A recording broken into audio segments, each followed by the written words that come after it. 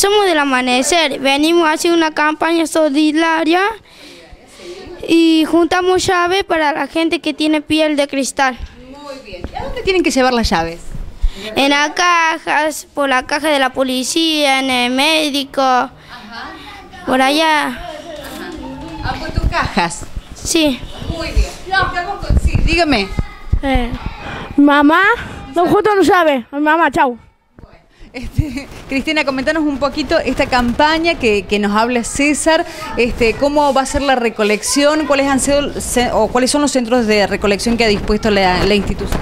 Bien, sí, nosotros en realidad estamos colaborando con una fundación que se llama Debra Argentina, que se encarga, bueno, de trabajar para mejorar la calidad de vida de las personas que tienen epidermosis bullosa o piel de cristal. Ellos, bueno, son enfermedades, digamos, es una enfermedad en la cual se necesitan, digamos, muchos insumos y por eso necesitan tal vez más fondos. Y la campaña consiste en juntar llaves. Nosotros repartimos buzones en la policía, llevamos al hospital, a la municipalidad, vamos a dejar acá la galería. Y bueno, vamos a seguir repartiendo, también están en la Escuela Amanecer. Y bueno, una vez que nosotros recolectemos, como les digo, nosotros estamos colaborando con la fundación en realidad. ¿Todo tipo de llave o alguna llave en especial? No, todo tipo de llave. Ellos después verán, digamos, cuáles son las que les sirven.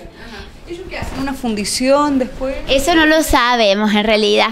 Solamente sabemos que ellos quieren mejorar, digamos, la calidad de vida de las personas que padecen esta enfermedad y bueno, y corren, digamos, con muchos gastos. Entonces, por eso están haciendo una campaña. ¿Cómo van a tener vigencia la recolección de llaves? Y en realidad nosotros es como que, bueno, esta campaña es para ellos, entonces va a durar todo este año.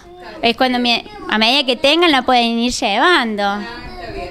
Muchísimas gracias. Bueno, no, por favor, gracias a ustedes.